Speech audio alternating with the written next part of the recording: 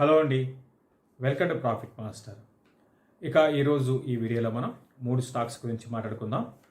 అందులో ఒకటి ఎన్హెచ్పిసి అండి. చాలామంది ఎన్హెచ్పిసి గురించి లాస్ట్ వీడియో కింద కనుక గమనిస్తే ఎక్కువ మంది ఎన్హెచ్పిసి గురించి అడుగుతున్నారు. లాస్ట్ వీడియో కాదు, దానికంటే కొన్ని వీడియోస్ ముందు కూడా కొన్ని వీడియోస్లో కూడా ఎక్కువ మంది ఎన్హెచ్పిసి గురించి అడుగుతున్నారు. ఇది ఒక ఫ్యూ మంత్స్లోనే, అంటే ఒక మనకి 4-5 మంత్స్లోనే చాలా తక్కువ టైంలో చాలా ఫాస్ట్గా, అంటే షార్ప్గా పెరిగింది. అదేవిధంగా షార్ప్గా కూడా కిందకు వచ్చింది. ఏంటి ఇక్కడి నుంచి ఎంతవరకు పెరుగుతుంది, హోల్డ్ చేసుకోవాలా, ఇంకా కిందకి రావచ్చా అనే అంశాలు మాట్లాడుకుందాం. అసలు ఎన్హెచ్పిసి పరంగా గమనిస్తే మనకి లిస్ట్ అయిన దగ్గర నుంచి, అంటే 2009లో లిస్ట్ అయింది. అక్కడి నుంచి కానీ గమనిస్తే ఇప్పటి వరకు, అంటే జస్ట్ ఒక 4-5 మంత్స్ బ్యాక్ వరకు కూడా ఇది ఒకటే రేంజ్లో కొనసాగేది. అంటే ఇంకా 3-4 ఏళ్ళ క్రితం అయితే మరి 25, 22, 23 రూపీస్లో ఉండేది. మధ్యలో 30కి వెళ్ళేది, తర్వాత బ్యాక్ టు 20 రూపీస్కి వచ్చేది. ఇది దీని ప్రైస్ యాక్షన్ అనమాట. ఎందుకు చెప్తారంటే ఇప్పుడు రీసెంట్గా పెరిగింది కూడా ఫండమెంటల్స్ బాగా ఇంప్రూవ్ అయ్యాయి కాబట్టి పెరిగింది అనుకుంటే కాదండి, అట్లా కాదు. ఇది ఏంటి అంటే ఫండమెంటల్స్ ఏ మాత్రమో ఇంప్రూవ్ కాదు, ఇంకా తగ్గుతూనే ఉన్నాయి. మొన్న క్వార్టర్ రిజల్ట్స్ కూడా బాగాలేవు. దానికి ముందుగానే గమనిస్తే మనకంటే 4-5 ఇయర్స్ బ్యాక్ ఏ విధంగా రెవెన్యూస్ ఉన్నాయో, అంటే 2019లో 9,000 crores రెవెన్యూస్ ఉంటే ఈరోజు కూడా 9,600 crores, అంటే ఏమాత్రం గ్రోత్ లేదు. ఇంకా మనకి నెక్స్ట్ ఇయర్ అయితే ఇంకొక ఇయర్ 2024 ఫైనాన్షియల్ ఇయర్ నెంబర్స్ వస్తాయి. అది కూడా సేమ్ 9,800 crores రావడానికి అవకాశం ఉంది, ఎక్స్పెక్టెడ్ రెవెన్యూస్ అనమాట. అంటే ఇవన్నీ ఎందుకు చెప్తానంటే ఈ బిజినెస్ గురించి, ఈ బిజినెస్ మోడల్ గురించి పెద్దగా మనం మాట్లాడుకోవాల్సిన అవసరం లేదు. ఇదేంటంటే అదే లెవెల్లో ఉంటుంది. అదే 9,000 కోట్లు, అదే 9,20 కోట్లు ప్రయాణం ఉంటుంది. అంతకుమించి ఏం లేదు. స్టాక్ పెరిగింది అంటే ఎందుకు పెరిగాయి? పిఎస్యు స్టాక్స్ అన్నీ బాగా పెరిగాయి కాబట్టి, దాంట్లో సెంటిమెంట్ ఆ విధంగా ఉంది కాబట్టి మనకి లాస్ట్ ఒక కొన్ని రోజుల్లో, అంటే లాస్ట్ ఒక 1 yearలో బాగా పిఎస్యు థీమ్ అనమాట. ఎవరన్నా ఇద్దరు మాట్లాడుకుంటున్నారని స్టాక్ మార్కెట్ వాళ్ళు గవర్నమెంట్ స్టాక్స్ గురించి, పిఎస్యు కంపెనీస్ గురించే మాట్లాడుకుంటున్నారు. ఎందుకంటే ఆ విధంగా ప్రైస్ యాక్షన్ చూసాము. అదేవిధంగా ఇప్పుడున్న గవర్నమెంట్ కూడా ఏంటి అంటే కొంచెం అంటే ఎట్లా ప్రైవేట్ కంపెనీస్ లాగా వీళ్ళు కూడా ఏంటంటే ఐపీఓస్కి రావడము, తర్వాత ఏదో ఒక న్యూ వార్తల పరంగా తీసుకురావడము, లైక్ ఎందుకంటే డిస్ఇన్వెస్ట్మెంట్ చేస్తామని చెప్పడము, తర్వాత రిఫార్మ్స్ చేస్తామని చెప్పడం, ఇటువంటి అంశాలు కూడా ఈ పిఎస్యు స్టాక్స్కు పెరగడానికి మనకి చూసాము. అదేవిధంగా గవర్నమెంట్ ఇంకా తెలివిగా గవర్నమెంట్ ఏం చేసింది అంటే ఆఫర్ ఫర్ సేల్ అని పెడుతుంది. అంటే వీళ్ళు ఎగ్జిట్ అవుతున్నారు. ఆఫర్ ఫర్ సేల్ అంటే పిఎస్యు గవర్నమెంట్ ఎగ్జిట్ కావడం అనమాట. ఈ విధంగా చూస్తున్నాం. ఇంకా మీరు గమనిస్తే లాస్ట్ 2 ఏళ్లలో ఎక్కువ పిఎస్యు కంపెనీస్ ఐపీఎస్కి వచ్చాయి. ఇదొక రికార్డ్ అనమాట. ఇవన్నీ కారణాలు అనమాట. ఏదేమైనప్పుడు కూడా ఇవన్నీ ఎందుకు చెప్తున్నా, ఇదంతా కూడా ఏంటంటే టెంపరరీయే. మీరు అది గుర్తుపెట్టుకోండి. స్టాక్ పెరిగి ఫండమెంటల్స్ దానికి సపోర్ట్ చేసి, అంటే రెవెన్యూస్ బాగా పెరిగి ప్రాఫిట్స్ బాగా పెరిగితే మనం దాన్ని ఉంచుకోవచ్చు. లేదా అంటే అట్లా కాకుండా ఓన్లీ స్టాక్ ప్రైస్ యాక్షన్, అంటే ప్రైస్ యాక్షన్ ఓన్లీ ప్రైస్ పెరిగి ఫండమెంటల్స్ అదే విధంగా ఉన్నాయంటే దాన్ని మనం ఎగ్జిట్ కావాలి, సింపుల్. దీని మీద నేను పాజిటివ్గా అయితే లేను. ఇది ఎగ్జిట్ కాండి. దీనికి ఎక్కడ వెళ్తుంది, ఎంతవరకు వెళ్తుంది, ఎక్కడి నుంచి రివర్స్ అవుతుంది, ఇవన్నీ కూడా ఏమి ఉండవండి. ఏదో ఒక పాయింట్లో మీరు టైమింగ్తో కొనాలి, టైమింగ్తో ఎగ్జిట్ కావాలి, ఆర్ స్టాప్ లాస్ అన్న పెట్టుకోవాలి. అంతేకాని దీంట్లో చూస్తూ కూర్చుంటే ఇది రేపొద్దున మళ్ళీ డబ్బులు మార్కెట్లోకి రావడం తగ్గితే ఈ స్టాక్ మళ్ళీ స్లోగా కిందకి వెళ్ళిపోతూనే ఉంటుంది. బట్ ఏదేమైనా ఇప్పుడు కూడా దీంట్లో ర్యాలీస్లో ఎగ్జిట్ కాండి. ఇది ఎన్హెచ్పిసి గురించి. ఐఆర్ఈడిఏ గురించి అడుగుతున్నారు. ఇది కూడా పిఎస్యు కంపెనీ, రీసెంట్గా లిస్ట్ అయిన కంపెనీ. ఇప్పుడే అనుకున్నాం, చాలా గవర్నమెంట్ కంపెనీస్ ఈ మధ్యకాలంలో బాగా ఐపీఓకి వచ్చాయి, లిస్ట్ అయినాయి అనమాట. అందులో ఇదొకటి. ఇది కూడా 60 రూపీస్ నుంచి ఇది కూడా మనకి ఒక 3-4 మంత్స్లోనే ఇది 200కి వెళ్ళిపోయింది. అక్కడి నుంచి బాగా కిందకు వచ్చింది. ఒక టైంలో వాల్యూమ్స్ పరంగా, అంటే వాల్యూమ్స్ అంటే రోజు డే పరంగా చూసుకుంటే లక్షల కోట్లలో షేరు ట్రేడ్ అయినాయి. అంటే అంత వాల్యూమ్స్ జరిగాయి అనమాట. చాలా హాట్ స్టాక్. ఎన్హెచ్పిసి కూడా అంతేనండి, హాట్ స్టాక్గా ఉన్నాయి రెండు కూడా. అంటే అందరూ కూడా చర్చించుకోవడం, అందరు దాని గురించి మాట్లాడుకోవడం. ఐఆర్డిఏ అటు టీవీలు పెట్టినా, లేకపోతే యూట్యూబ్లోనూ ఎన్హెచ్పిసి టార్గెట్ అక్కడికట, ఇదట ఆర్ ఐఆర్డిఏ ఇంకా ఆగదు, మీరు దీన్ని కొనకపోతే మీరు ఏదో మిస్ అయిపోతారు, ఎన్హెచ్పిసిలో ఏదో మీరు కోల్పోతున్నారు, ఇటువంటివన్నీ కూడా దీన్ని మనం చూస్తూ ఉంటాం. ఐఆర్డిఏ పరంగా పర్లేదండి. కంపారిటివ్లీ ఎన్హెచ్పిసితో కంపేర్ చేసుకుంటే పర్లేదు. ఎందుకు పర్లేదు అంటున్నా అంటే ఇది రెవెన్యూస్ లాస్ట్ 3 ఏళ్లలో బ్రహ్మాండంగా పెరిగాయి.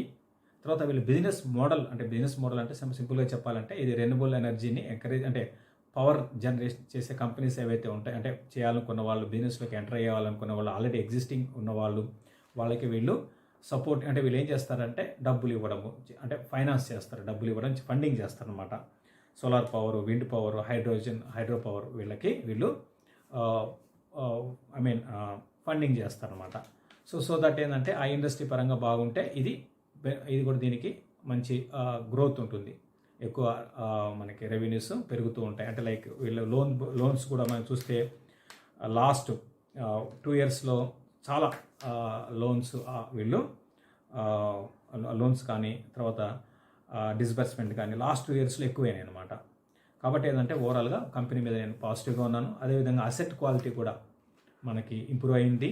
సో ఒకప్పటికి ఇప్పటికి ఎన్పిఎస్ బాగా తగ్గాయి అనమాట. సో బిజినెస్ పరంగా అది తర్వాత ఎక్కువగా వీళ్ళు ఏంటంటే ఓవరాల్గా వీళ్ళు లోన్స్ ఎవరికి ఇస్తారంటే 73% ప్రైవేట్ కంపెనీస్కి, తర్వాత 27% పిఎస్యు కంపెనీస్కి లోన్స్ అనేది ఇవ్వడం జరుగుతుంటుంది. బట్ ఎక్కువ పోర్షన్ మళ్ళీ ప్రైవేట్ కంపెనీస్ ఉన్నాయి కాబట్టి డెఫినెట్గా ప్రైవేట్ సెక్టార్లో ఈ పవర్లో చాలా మార్పులు వస్తున్నాయి, చాలా కన్సంప్షన్ మనకి పెరుగుతుంది కాబట్టి గ్రోత్ అనేది ఉంటుంది, కంపెనీ కూడా బాగానే ఉంటుంది. కాకపోతే ఇంత తక్కువ టైంలో ఇంత షార్ప్గా పెరగడాన్ని నేను సపోర్ట్ చేయను.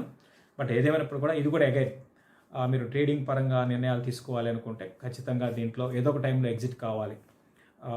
అంటే ఏదో ఒక టైం అంటే ట్రేడింగ్ కోసం పొజిషన్ తీసుకునే వాళ్ళు అట్లా పెరుగుతున్నప్పుడు ఎగ్జిట్ కావాలండి. అది ట్రెండ్ రివర్స్ అయ్యే లోపల ఎగ్జిట్ కావాలి. ఎందుకంటే రీసెంట్గా ఇది 215కి వెళ్ళి 130 లెవెల్స్ కూడా 130 కూడా బ్రేక్ అయ్యింది. అంటే షార్ప్గా 120కి వచ్చేసింది. అంటే ₹100 రీసెంట్గా ఫాస్ట్గా పడిపోయింది.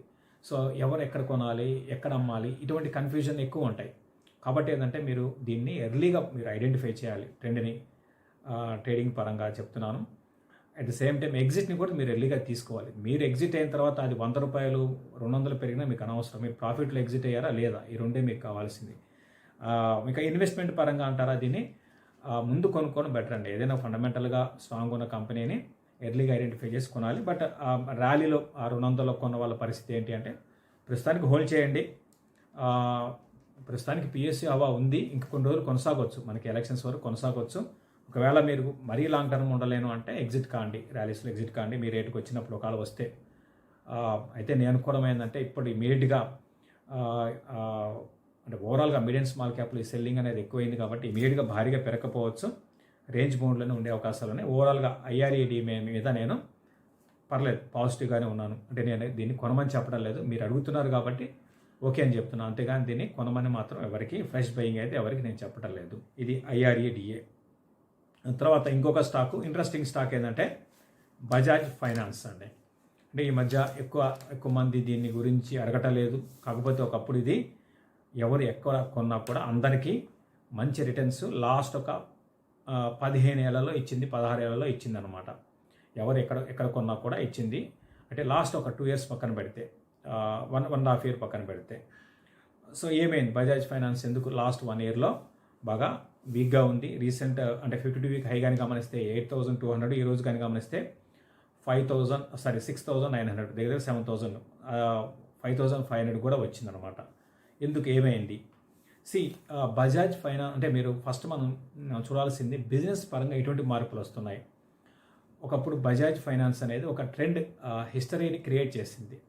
ఏ విధంగా అంటే ఒక యూనిక్ బిజినెస్ మోడల్ని ఇంట్రడ్యూస్ చేసిందండి. ఏ విధంగా అంటే ఈ కన్జ్యూమర్ ఎలక్ట్రానిక్స్లో అంటే మనకి అంటే ఇప్పుడు కాదు, లాంగ్ బ్యాక్ అనుకోండి, ఈవెన్ ఇప్పుడు కూడా ఉంది లేదని కాదు, ఒక టీవీ కొనాలన్నా, ఒక రిఫ్రిజిరేటర్ కొనాలన్నా, ఇంకొక ఏదైనా హోమ్ అప్లయన్స్ వస్తువు ఏదైనా కొనాలన్నా కూడా మనకి వీళ్ళు ఏంటి అంటే ఎటువంటి మన దగ్గర అంటే షూరిటీలు ఇటువంటివి ఏం లేకుండా జస్ట్ మనకి మన డీటెయిల్స్ తీసుకొని వీళ్ళు లోన్ ఇచ్చేసేవాళ్ళు. జీరో ఇంట్రెస్ట్ లోన్ అని చెప్పేసి ఆఫర్ చేసేవాళ్ళు. సో దట్ ఏంటంటే ఆ ప్రోడక్ట్ సేల్ అయిపోయేది. సో అటువంటి ఒక మంచి యూఎస్పీని తీసుకొచ్చి వీళ్ళు బ్రహ్మాండమైన గ్రోత్ని నమోదు చేసుకున్నారు. ఈరోజు కూడా వీళ్ళు ఈ కన్జ్యూమర్ ఎలక్ట్రానిక్స్లో ఈరోజు కూడా వీళ్ళు ఇండియాలో టాప్ లీడర్స్ అని చెప్పొచ్చు. దాని తర్వాత మార్టిగేజ్ అని ఉంది అనుకోండి, 30% బిజినెస్ అందులో ఉంది. బట్ అయితే లాస్ట్ కొన్ని రోజులు ఏమైంది అంటే మనకి లాస్ట్ 3-4 ఏళ్లలో కాంపిటీషన్ పెరిగిపోయింది. సో వీళ్ళు ఏదైతే చేస్తున్నారో, అంటే వీళ్ళు ఏదైతే యూఎస్పి ఉందో అది వేరే వాళ్ళు కూడా చేస్తున్నారు. చాలామంది వచ్చేసారు. నెంబర్ ఆఫ్ ప్లేయర్స్ ఒకరు ఇద్దరు నుంచి ఎక్కువ మంది మల్టిపుల్ అంటే ఎక్కువ మంది ప్లేయర్స్ ఇందులో వచ్చారు. సో తద్వారా ఏంటంటే గ్రోత్ అనేది తగ్గుతుంది. ఆల్రెడీ మనకి కనిపించింది. అయితే డ్రాస్టిక్గా ఏం పడలేదండి. గ్రోత్ అనేది ఇంతకు ముందులాగా రోబస్ట్గా గ్రోత్ అయితే ఉండదు. బజాజ్ ఫైనాన్స్లో గ్రోత్ ఉన్నా కూడా ఇంతకు ముందులాగా అద్భుతంగా ఉండదు. కాబట్టి బజాజ్ ఫైనాన్స్ ఇంతకు ముందులాగా అవుట్ పర్ఫామ్ చేసే అవకాశాలు అయితే లేవు స్టాక్ పరంగా. బట్ నా ఉద్దేశం ప్రకారం ఏంటంటే చాలా తక్కువ రిటర్న్స్ మీకు దీంట్లో నుంచి రావడానికి అవకాశం ఉంది. మీరు ఒక దశలో మీరు గమనించండి, దీని పిఈ చాలా ఎక్కువ ఉండేది. అంటే ఒక దశలో 55-60 పిఈ దగ్గర ఉండేదండి ఎక్కువగా. ఈవెన్ బేర్ మార్కెట్లో కూడా మీకు 2019లో కానివ్వండి, ఆ టైంలో కూడా 60 పిఈ దగ్గర ఉండేది ఇది. ఇప్పుడు మీకు 31 పిఈ దగ్గరకు వచ్చింది. అయినా సరే స్టాక్ పెద్దగా పెరగటలేదు. అంటే రీసెంట్గా జస్ట్ లాస్ట్ ఒక 1 మంత్ ఆర్ 1.5 మంత్గా పెరిగింది అనుకోండి. సో రీజన్ పరంగా ఏంటంటే గ్రోత్ అనేది తగ్గింది, అదొకటి మెయిన్ రీజన్ ఏంటంటే అదొకటి. అయితే ఏం చేయాలి ఇప్పుడు ప్రస్తుతానికి? ఫ్రెష్ బయింగ్ అయితే వద్దు, ఉన్న పొజిషన్స్ని హోల్డ్ చేసుకోండి. అయితే దీంట్లో ఇన్వెస్ట్ చేసే ముందు ఒకటి గుర్తుపెట్టుకోండి, గతంలో లాగా మంచి రిటర్న్స్ అంటే 25%, 30% పర్ యానం రిటర్న్స్ అయితే రావండి. మీరు దీంట్లో ఒక 15-16% kind of returns or 18% maximum, అంతకుమించి మనం దీంట్లో ఎక్స్పెక్ట్ చేయకుండా ఉంటే మీరు ఇన్వెస్ట్ చేయండి. అంతకుమించి ఎక్స్పెక్ట్ అంటే మీకు 20% కన్నా ఎక్కువ కావాలి అంటే వేరే ఎన్బిఎఫ్సిలో వెళ్ళండి. ఇది కాకుండా వేరే ఎన్బిఎఫ్సిస్ చాలా ఉన్నాయి, గతంలో మనం చెప్పాం. హైయెస్ట్ సిఏజిఆర్ ఉన్న ఎన్బిఎఫ్సిస్ ఏవైతే ఉన్నాయో, లైక్ మనం 5 స్టార్ ఒకటి చెప్తూ ఉంటాము. తర్వాత పూనావాలా ఒకటి కూడా బాగానే రీసెంట్గా అది కూడా బాగానే నెంబర్స్ పోస్ట్ చేస్తున్నాయి. అటువంటి వాటిలో వెళ్ళండి. దీంట్లో మాత్రం కన్జర్వేటివ్ కోసం at the same time down side risk కూడా తక్కువ ఉంటుందండి, అది కూడా చూసుకోవాలి. కన్జర్వేటివ్ అప్రోచ్ అయితే దీంట్లో ఉండండి బజాజ్ ఫైనాన్స్లో. ఇది ఈ వీడియో. మళ్ళీ ఇంకొక వీడియోలో కలుద్దాం. థ్యాంక్ యూ అండి. Please like, subscribe and share our videos.